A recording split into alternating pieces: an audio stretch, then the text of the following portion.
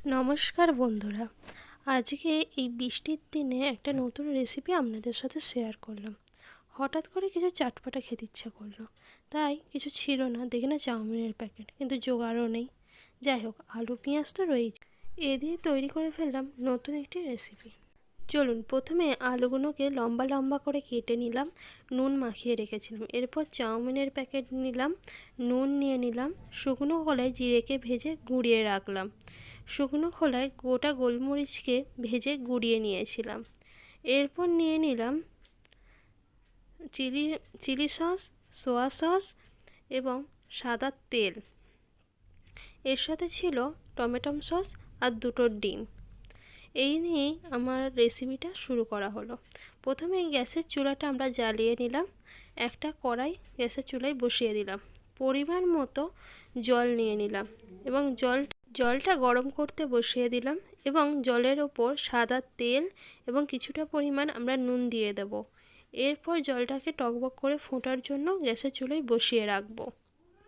এরপর অন্য একটি কড়াতে পরিমাণ মতো তেল দিয়ে দেবো, তেলটা গরম হওয়ার জন্য অপেক্ষা করব। তেলটা গরম হয়ে যাওয়ার পর আলুতে যে এক্সট্রা জলটা ছিল সেটা আমরা বার করে নিলাম। গরম হয়ে যাওয়ার পর তেলে একটু নুন দিয়ে দিলাম, যাতে আলুগুলো দেওয়ার পর ছিটকে না আসে তেলটি। এইভাবে আলুগুলো দিয়ে দেবো এবং এপিট ওপিট করে ভেজে নেব। চলুন দেখে নেওয়া যাক।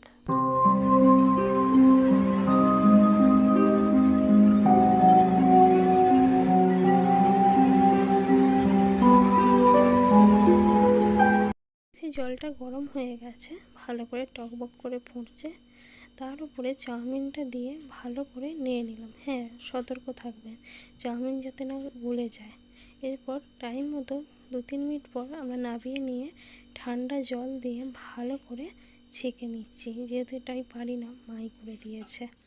ছেঁকে নেওয়ার পর ভালো করে ঠান্ডা জল দিয়ে এপিট ওপিট করে উল্টে নেবেন এবং একটু সাদা তেল তার উপর ছড়িয়ে দেবেন।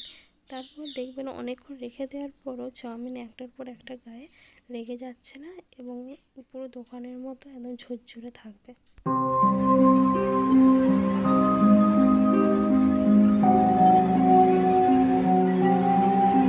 এরপর দেখুন আমাদের চাউমিনটা রেডি হয়ে গেছে, আলুগুলো ভাজা হয়ে গেছে।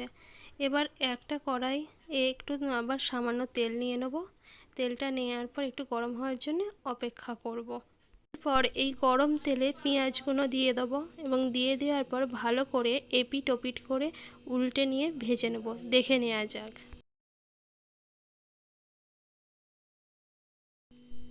এরপর আমাদের পেঁয়াজগুলো ভাজা হয়ে গেছে। আবার কড়াইয়ে একটু অল্প তেল দিয়ে দেবো আর তাতে কাঁচা লঙ্কা যে চিড়ে রেখেছিলাম সেগুলো দিয়ে এপিট ওপিট করে তুলে নেব। একটা বাটি নেব, বাটিতে পরিমাণ মতো টমেটো সস দিয়ে দিলাম। টমেটো সস দেওয়ার পর এরপর আমি সোয়া সস দিয়ে দেবো। সোয়া সস দেওয়ার পর পরিমাণ মতো চিলি সস দিয়ে দেবো। তিনটে সস দেওয়ার পর ভালো করে সসটাকে আমরা মিশিয়ে নেব। দেখে নিই। এইভাবে মেশানোর পর চুলায় কড়া বসিয়ে নেব আর সাদা তেল দিয়ে দেবো আর গ্যাসের হিটটা অল্প করে রাখবো। এরপর পরিমাণ মতো চাউমিন আপনারা দিতে থাকবেন। আমার যেহেতু চাউমিনের পরিমাণ বেশি, আমাকে দুটো লেয়ার বানিয়ে করতে হচ্ছে।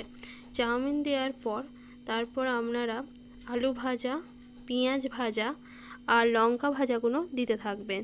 দেওয়ার পর আমার তৈরি সসটা, যেভাবে আমি তৈরি করলাম সসটা, সেটা দিয়ে দেবেন। একটা কথা বলে দিই, যেহেতু ইউটিউবে নতুন, সেই জন্যে আমি সেইভাবে আর কি সেট আপটা তৈরি করতে এখনও পর্যন্ত পারিনি, তাই লাইটেরটা একটু কম, আপনারা একটু মানিয়ে নেবেন। এরপর একটা একটা করে সসের যে মিশ্রণটা দিয়ে দিলাম। এরপর একে একে জিরে গুঁড়ো, এরপর গোলমরিচ গুঁড়ো দিয়ে মিশ্রণ দিয়ে দিলাম। এরপর আমার মা আমাকে সাহায্য করেছে, যেহেতু আমি উল্টাতে একটু আমার অসুবিধা হয়, মাই এই উল্টে দিয়েছিল। এরপর একটা ডিমকে ফাটিয়ে নিলাম, ডিমটার ওপর পরিমাণ মতো নুন এবং গোলমরিচ গুঁড়ো দিয়ে ভালো করে জিনিসটাকে ফেটিয়ে নেব। ফেটিয়ে নিতে হবে ভালো করে। দেখুন, ফেটিয়ে নেওয়ার পর একটা কড়াইয়ে তেল গরম করে ডিমটাকে দিয়ে দেবেন।